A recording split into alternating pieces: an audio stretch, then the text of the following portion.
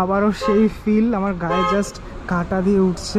মায়ের যে মুখমণ্ডলটা সেটা টানা চোখের তো অবশ্যই নয়, নর্মালি যে মুখ, মায়ের গোলাকার যে মুখ, সেই মুখ দেখতে পাওয়া। মা পূজিত হয়ে থাকেন আর এখানে সামনে একটা প্রোগ্রামও হয় আর কি। সিদ্ধেশ্বরী মায়ের যে পুজো সেটা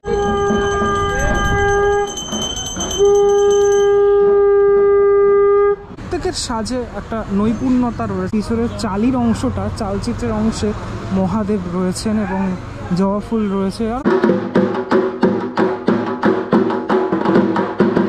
ভিডিওর প্রথমেই সকলকে নববর্ষের অনেক শুভেচ্ছা এবং বড়দের আমার প্রণাম। আজকে যেখানে দাঁড়িয়ে রয়েছি সেটা হচ্ছে এই সোদপুরে।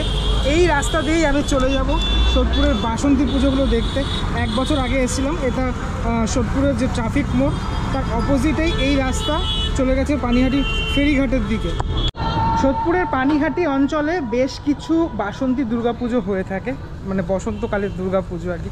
শরৎকালে তো হয়, তো তাই জন্যই ভাবলাম এবছরও চলে আসি আরও একবার সেই দুর্গাপুজোর ফিল নিতে। প্রথমে যে ক্লাবটাতে যাবো সেটা হচ্ছে মৌচাক ক্লাব। এখান থেকে টোটো যায় সরাসরি মৌচাক ক্লাবে, কিন্তু আমি হেঁটেই যাচ্ছি।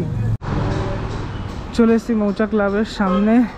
আবারও সেই ফিল আমার গায়ে জাস্ট কাটা দিয়ে উঠছে।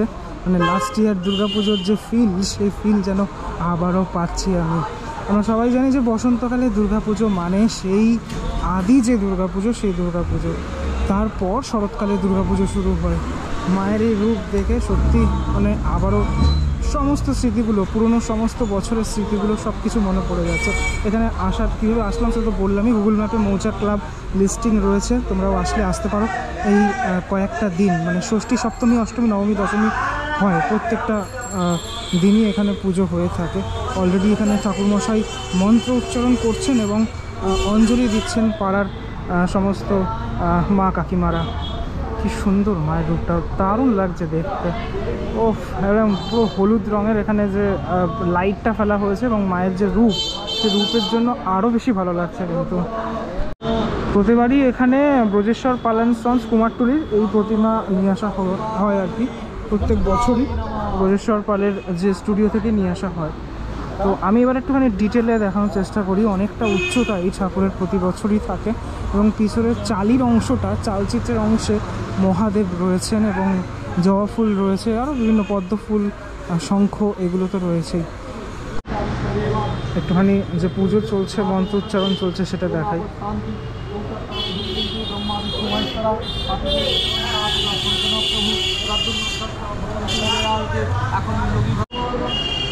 এখানে মায়ের যে সাজটা পুরোপুরি এরকম সোনালি বর্ণের সাজে মা সেজে উঠেছেন এবং শুধুমাত্র মা নয়, গণেশ ঠাকুর, লক্ষ্মী ঠাকুর, সরস্বতী ঠাকুর এবং কার্তিক ঠাকুর সকলেই, এবং সাথে সাথে যে মানে অসুর।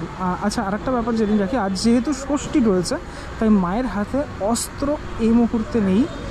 কাল থেকে, সপ্তমী থেকে যখন দর্শনার্থীরা দর্শন করবেন তখন অবশ্যই মায়ের হাতে যে অস্ত্র সেটা তো থাকবেই আর কি। হ্যাঁ, সাজটা যেটা বলছিলাম, প্রত্যেকের সাজে একটা নৈপুণ্যতা রয়েছে, সুন্দরভাবে সেজে উঠেছেন প্রত্যেকেই এখানে। আমাদের কাছে দুর্গাপুজোটা যেহেতু একটা বিশেষ জিনিস, মানে কলকাতার দুর্গাপুজো দেখে থাকি, আমি ছোটোবেলা থেকে দেখে থাকি, তাই জন্য এই বাসন্তী পুজো তো যখন ঠাকুর দেখি তখন আরও ভালো লাগে বেশি। এই ঠাকুরের হাইট মোটামুটি ওই ধরে রাখতে পারো 12 থেকে 13 ফুট হবে, মানে আর মুকুটের যে অংশটা সেটা নিয়ে আর একটুখানি বেশিই হবে আর কি। 15 ফুট ধরা যেতে পারে টোটাল অংশটা মিলে। আর এই অঞ্চলের মধ্যে, এই পানিহাটি চত্বরের মধ্যে সবথেকে বড় প্রতিমা এখানেই হয়, সবথেকে বড় বাসন্তী ঠাকুর এখানেই হয়ে থাকে, এই মৌচাকের মাঠে, মানে এই মাঠটার মধ্যেই পুজোটা হয়ে থাকে। অষ্টমীর দিনকারে এখানে মহাভোগেরও আয়োজন একটা থাকে, তখন প্রচুর মানুষজনের ভিড় থাকে। ঠিক যেভাবে দুর্গাপুজো হয়, আমরা সবাই জানি দুর্গাপুজো কিন্তু এই বাসন্তী পুজো মেনে হয়, মানে অ্যাকচুয়াল যেহেতু বাসন্তী পুজোটা দুর্গাপুজো আর কি, তাই দুর্গাপুজোরটা বাসন্তী পুজো মেনে হয়, তো সেভাবেই হয়ে থাকে। মায়ের যে শাড়িটা, লাল রঙের একটি বেনারসি মা পরে আছেন এবং সাথে সাথে প্রত্যেকের সাজই সুন্দর সাজ। এখানে মা সরস্বতী হলুদ রঙের একটি শাড়ি পরে আছেন, একটি পার্পেল কালারের শাড়ি পরে আছেন মা লক্ষ্মী, এবং সাথে সাথে আমাদের গণেশ ঠাকুর, সেও কিন্তু খুব সুন্দর লাগছে সবাইকে দেখতে। সবার মুকুটের অংশটাও খুব সুন্দর। প্রচুর ভিড়ভাড়টা হয় এখানে, মানে ষষ্ঠীর তো আজকে, মেনলি অষ্টমীতে ভিড়ভাড়টা হয়। এবছর 2024 সালের যে নির্ঘণ্টটা সেটা হচ্ছে এটা, চাইলে তোমরা এটা দেখে নিতে পারো। মহাষষ্ঠী, সপ্তমী, অষ্টমী সমস্ত কিছু এখানে লেখা রয়েছে, কটা থেকে কটা অবধি চলবে। বিজয়া দশমী মানে 18ই এপ্রিল বৃহস্পতিবার অবধি মোটামুটি রয়েছে। দেবীর আগমন হচ্ছে তোমার গজে এবং দোলায় গমন, এই টোটাল লেখা রয়েছে এখানে। পুরো টোটাল এই চত্বর একদম উৎসব মুখর হয়েছে। ওপরে যে লাইটগুলো রয়েছে, ঝাড়বাতি লাগানো রয়েছে এবং ওই অটোগুলো আসছে, মৌচাক ক্লাবে অটোগুলো এখানে আসছে, ডিরেক্ট এখানে আসা যায়। একটা বেদি রয়েছে, যে বেদিতে পূজা হয় আর কি এই জায়গাটাতে। ঠাকুরমশাই তো এখানে পুজো করছেন। আমি যদি এই সাইড থেকে, এই অ্যাঙ্গেল থেকে দেখানোর একটু চেষ্টা করি মাকে, ঠিক এমনটা লাগছে দেখতে। আরও সেই ঢাকের বাদ্যি, ঢাকের আওয়াজ।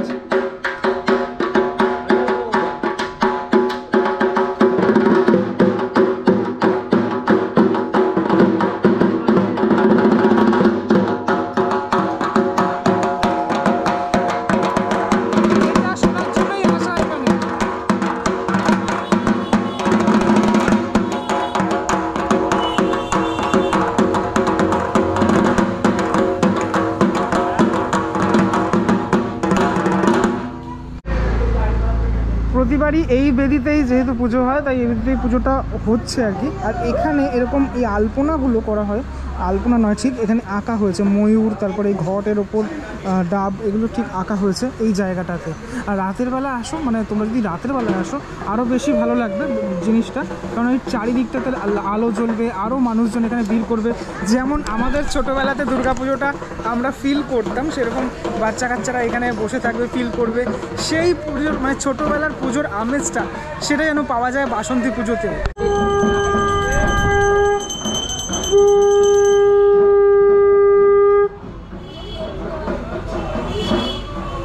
মৌচাক ক্লাব থেকে সরাসরি চলে আসলাম পায়ে হেঁটে সিদ্ধেশ্বরী কালী মায়ের মন্দির।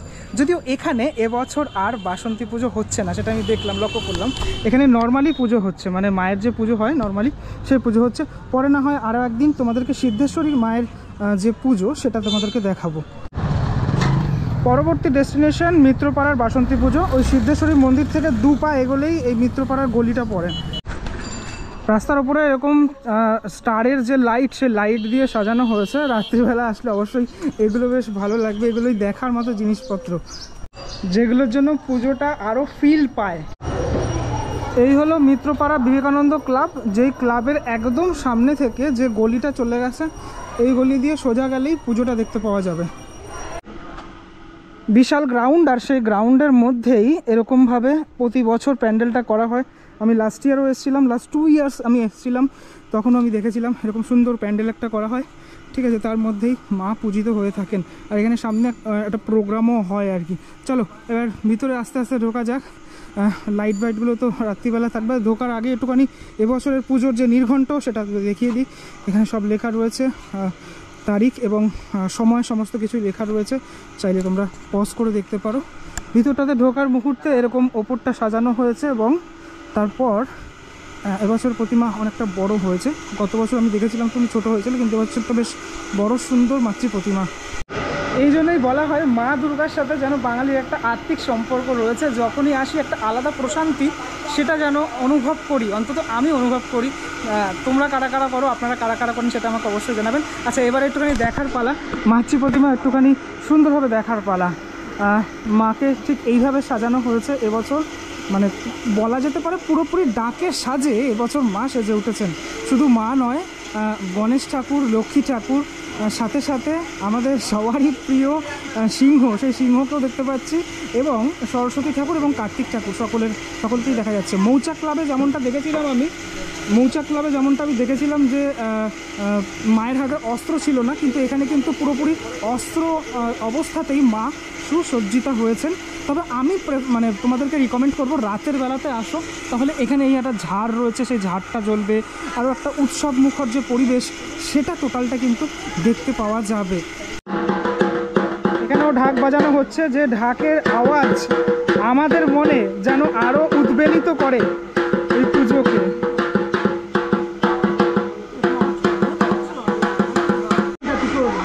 এখানে মাতৃ প্রতিমার পিছনের যে অংশটা, সেখানে চালচিত্রর জায়গায় দেখা যাচ্ছে যে এরকম ফুলের যে অংশটা সেটা ব্যবহার করা হয়েছে। এবং মায়ের যে মুখমণ্ডলটা সেটা টানা চোখের তো অবশ্যই নয়, নর্মালি যে মুখ, মায়ের গোলাকার যে মুখ, সেই মুখ দেখতে পাওয়া যাচ্ছে। আমার বিশেষ করে তোমরা যারা আমাকে ফলো করো 2021 সাল থেকে, তারা জানো যে আমার এরকম ডাকের সাজের প্রতিমা ভীষণই ভালো লাগে। বিশেষ করে এক চালের প্রতিমা বেশি ভালো লাগে আমার। মায়ের হাতে চাঁদমালাও রয়েছে। পুজো সম্পন্ন হবে আর কিছুক্ষণের মধ্যে। পুজোর যে সরঞ্জাম, আজকে যেহেতু ষষ্ঠী রয়েছে, পুজোর যে সরঞ্জাম সেটা এখানে রাখা রয়েছে। ভীষণ সুন্দর করে সাজানো গোছানো, সকলকে ভীষণ ভালো লাগছে। এখানে দুই দিকে দুটো এরকম ফুলের যে তোড়ার মতো সেটা রাখা রয়েছে।